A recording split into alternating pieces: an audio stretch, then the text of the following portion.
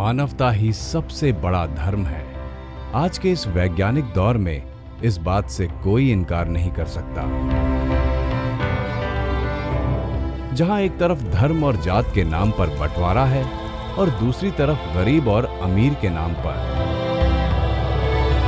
ऐसी व्यवस्था में मानवता ही एक ऐसा धर्म है जो लोगों को जोड़ सकता है।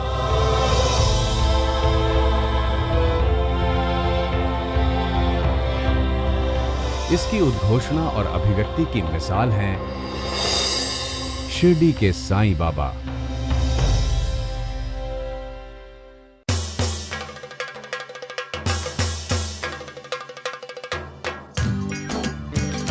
जिन्होंने संपूर्ण विश्व को सबका मालिक एक का नारा देकर श्रद्धा और सबूरी का पाठ पढ़ाया।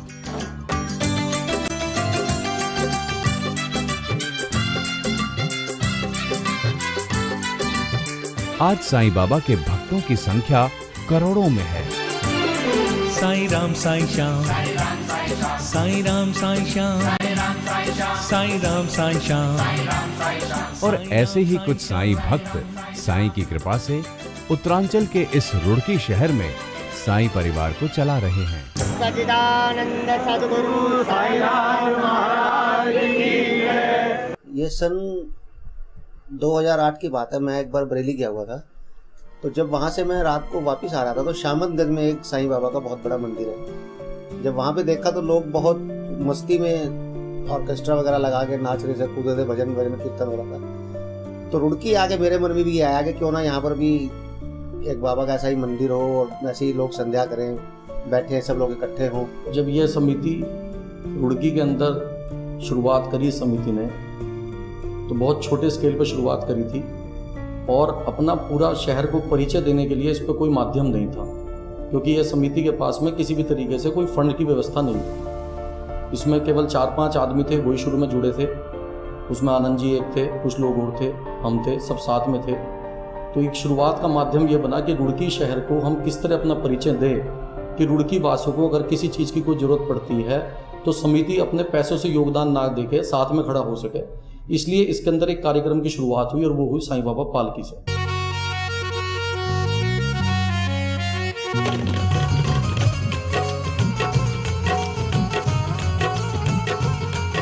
तो सन 2010 में हम लोगों ने साईं मंदिर सिविल लाइन पे ही एक भजन संध्या का आयोजन किया, जिसमें हमने एक सूफी गायक हमसर हयात निजामी जी को यहाँ पर बुलाया।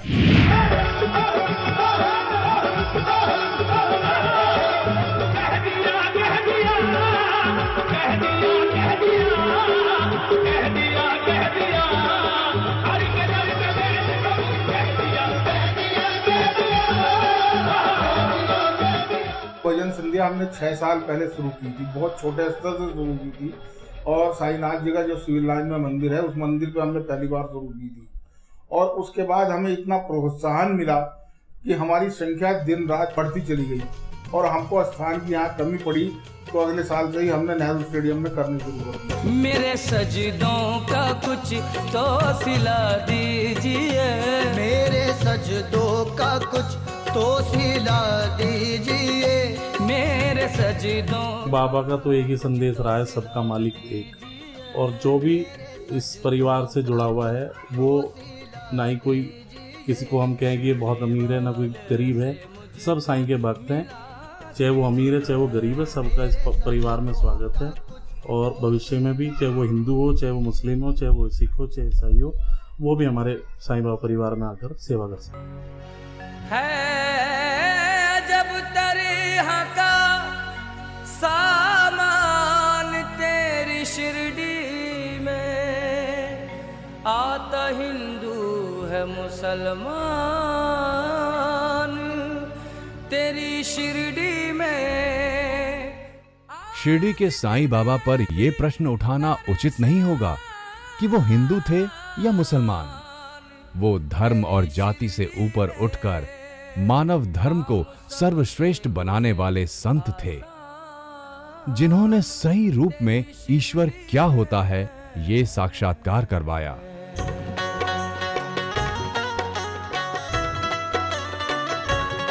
साईं परिवार श्री साईं बाबा के सिद्धांतों का आधुनिक समय में वास्तविककरण कर रहा है।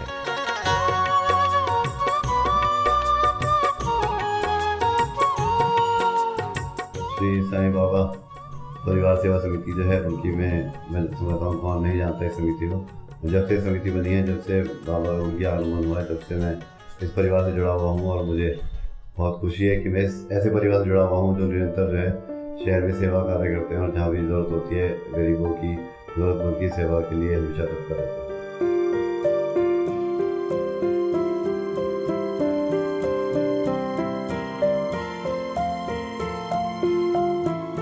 मैं सबसे यही अपील करूंगा, सही संस्था में आदमी जुड़े और अपने अपने धर्म को, सब लोग अपने अपने धर्म का प्रचार करें। साईं परिवार बढ़िया काम कर रहा है। रुड़की वासियों को, आसपास वालों को, सबको साईं परिवार से आनंद जी के साथ जुड़ना चाहिए। और मैं इसलिए आनंद जी को भी इस बहुत बहुत धन्यवाद करता हूं और आनंद जी की टीम का भी, क्योंकि ये अपनी टीम में कोई लीडरशिप नहीं है इनके यहाँ, ये ग्रुप है। ऐसा नहीं है कि किसी को कार्यकर्ता मानते हो, सब एक टीम भावना से काम चलता है। जिसके अंदर टीम भावना की रहेगी वही आगे तरक्की करेगा और वही धर्म का काम करेगा। तो सेवा करना ही मनुष्य का धर्म है, चाहे वो किसी भी माध्यम से करे। तो साईं सेवा समिति जिस तरह से यहाँ पर कार्य कर रही है, मैं देखता हूँ 5 वर्ष हो गए, 6 वर्ष हो गए, छठा ये जागरण अब है इस बार। उसमें जिस तरह से ये काम कर रहे हैं, वास्तव में सराहनीय काम है इनका। इस समिति के अंदर जितने धर्म के लोग हैं सब जुड़े हुए हैं, क्योंकि साईं बाबा हिंदू थे या मुसलमान थे, सिख थे, ईसाई थे, उनकी धर्म जाति के बारे में किसी को नहीं पता। तो इसलिए हमारा कोई इसमें रोल है ही नहीं कि हम किसी के साथ में ये कहें कि हिंदू जुड़े या मुसलमान। समिति हर तरीके से स्वागत करती है शहर के हर व्यक्ति का, चाहे वो गरीब हो चाहे अमीर हो, हर व्यक्ति समिति के साथ में जुड़ा हुआ है। बाबा ने हमेशा परोपकार को प्रोत्साहन दिया। उन्होंने कहा, ये कोई महज इत्तेफाक नहीं कि कोई तुम्हारे पास मदद के लिए आता हो, चाहे वो जीव हो या जंतु, बिना अनंत संबंध के कोई किसी के पास नहीं जाता।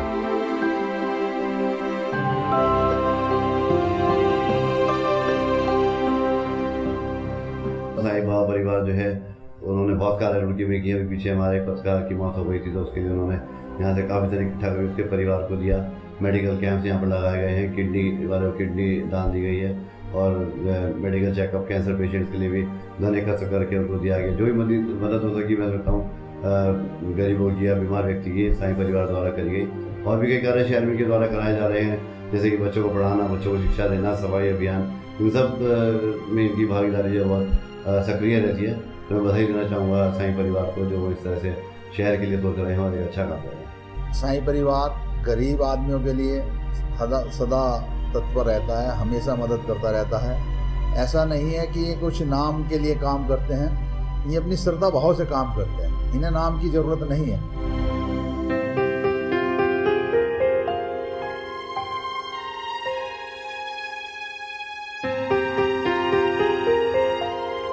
और साईं परिवार का तो यही मकसद है कि हर साल कार्यक्रम तो होते ही हैं, और रुड़की में बहुत लोग धार्मिक कार्यक्रम करते हैं, लेकिन कुछ सामाजिक कार्य भी होने चाहिए। पीछे हिंदुस्तान अखबार ने एक क्लीन सिटी ग्रीन सिटी का जो नारा दिया था रुड़की को, उसमें साईं परिवार ने बढ़ चढ़ के भाग लिया।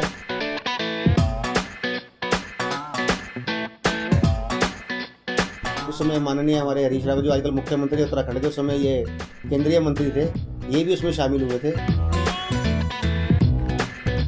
और रुड़की के सभी संस्थाएं जितनी भी थी, सबने इसमें बढ़ चढ़ के हिस्सा लिया था। उसमें साईं परिवार का भी एक अहम रोल। साईं परिवार बहुत काम करता है, समाज में कोई भी काम हो हर काम के लिए तैयार होता रहता है, चाहे वो मोदी जी का सफाई अभियान हो, और चाहे गरीब कन्याओं की शादी हो, चाहे कोई भंडारा हो, कोई विकलांग हो उसकी सहायता हो, कहीं भी कोई किसी तरह की समस्या हो, उसमें हमारा रुड़की का साईं परिवार बढ़ चढ़ के सबसे आगे हिस्सा लेता है। लक्सर का लड़का था 7 वर्षीय, उसको ब्लड कैंसर की प्रॉब्लम थी। उसके परिवारजन आकर हमसे मिले तो उन्होंने कहा अगर कुछ हो सकता हो तो आप लोग हमारी मदद कर दीजिए। तो हमने उस बच्चे के लिए पहली बार रुड़की में एक कैंप लगाया। उसमें जो भी धनराशि हम इकट्ठा कर सके, हमने इकट्ठा करके उस बच्चे को चेक के माध्यम से उसके घर वालों को दी। उस बच्चे को उन्होंने इलाज करवाया। रुड़की का जो साई परिवार है बहुत ही संगठित है और इनका आपस में मैंने देखा बहुत ही प्यार है। और इन लोगों ने मैंने देखा है कि जो भी पैसा इकट्ठा होता है वो भी अच्छे कार्यों में लगा रहे हैं। जैसे मुझे अच्छी तरह से याद है कि एक बच्चा था, उसकी किडनी खराब थी, उसमें भी इन्होंने बहुत ही बढ़ चढ़ कर अपना योगदान दिया है फाइनेंशियली।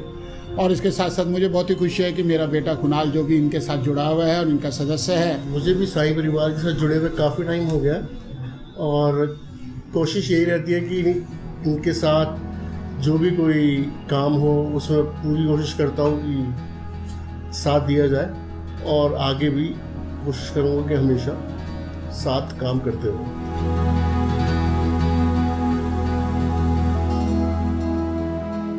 जो बच्चे हैं, जरूरतमंद हैं, गरीब हैं, जिनको कोई भी देखता नहीं है, हर व्यक्ति आज जो है अपने में मस्त है, लेकिन ये इस संस्था के माध्यम से उन गरीबों की, जरूरतमंदों की ये सेवा कर रहे हैं, उनकी आर्थिक सहायता भी करते हैं, बच्चों की भी आर्थिक सहायता करते हैं। और इनको कोई नाम नहीं चाहिए, इनका कोई स्वार्थ नहीं है। इनका सिर्फ स्वार्थ क्या है कि इसके माध्यम से जितनी भी सेवा होना चाहिए, क्योंकि मनुष्य की सेवा, मानव सेवा, ये ईश्वरीय सेवा है, उसको लेकर ये साई परिवार चल रहा है। मैं मानता हूँ कि साई बाबा सोसाइटी ने जो नगर में कार्य किए हैं वे सराहनीय हैं और जिनकी चर्चा होनी चाहिए। कुछ संगठन ऐसे भी हैं जो गठित होने के बाद उनका उपयोग अपने व्यक्तिगत स्वार्थ के लिए करते हैं, लेकिन साई बाबा समिति का जो गठन है मेरी जानकारी में, ये ऐसे एक सामाजिक उत्थान के लिए ऐसे कार्य कर रहे हैं जिसके लिए इन्हें उत्साहित करना चाहिए और हर स्तर पर सहयोग करना चाहिए आम आदमी को।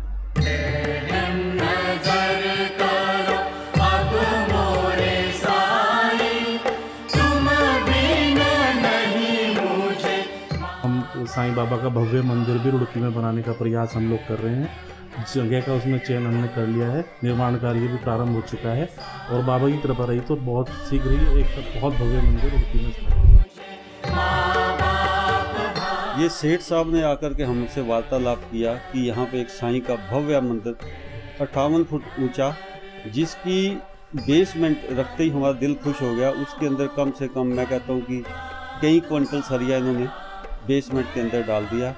जब उसका काम मिस्त्री कर रहे थे दिल खुश हो गया। वाकई ये मंदिर भव्य मंदिर बनेगा और चिरकाल तक संजीव तक रहेगा। और यहाँ पे गरीबों को रोटी पानी के लिए भी सेठ साहब से हमारी वार्तालाप हुई। जो भी लोग बाहर से आएंगे रात रहने का उनका प्रबंध किया जाएगा। फूलों से सजी है साईं की पालकी, ये हाजिरी मेरी है हर साल की। जो रुड़की में पालकी निकलती है वो पूरे शहर में जाती है। इस पालकी को देख के हमें शिरडी साईं बाबा की जो शिरडी के अंदर जो पालकी निकलती है उसकी पूरी तरह से याद आती है। चलो रे चलो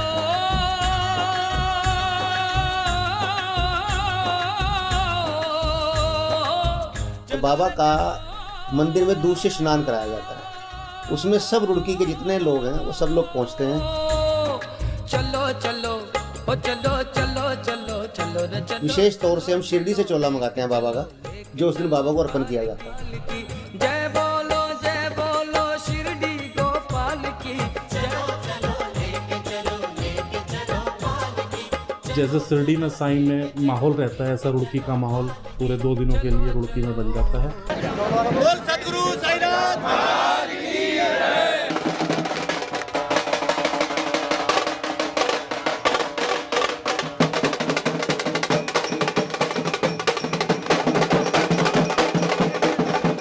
भक्त जो होते हैं वो बहुत ही अपना इसमें झूम के चलते हैं। ऐसा लगता है कि साईं हमारे रुड़की शहर में है। पालकी हमारे यहाँ बहुत विशाल भव्य तरीके से निकाली जाती है। बाहर से ढोल वाले बुलाते हैं, आर्टिस्ट आते हैं।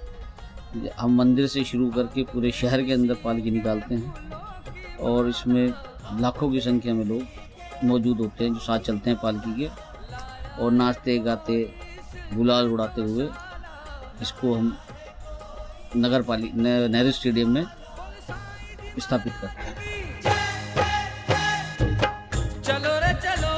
बहुत ही सफल कार्यक्रम होता है जिसमें सहारनपुर से, देहरादून से, मुजफ्फरनगर से, गुड़गांव से, फरीदाबाद से लोग स्पेशल इस प्रोग्राम को देखने और सुनने के लिए रुड़की में आते हैं। सब तन खाइयो सो मोरा चुन चुन खाइयो मास, अरे मेरे दो नैना मत खाइयो मोहे साई मिलन की सभी दिल तोड़े हमें वो प्यारी शिरडी है, सके वर बसे वाली बाबा की समाधि। सजदा सजदा सजदा साईं का सजदा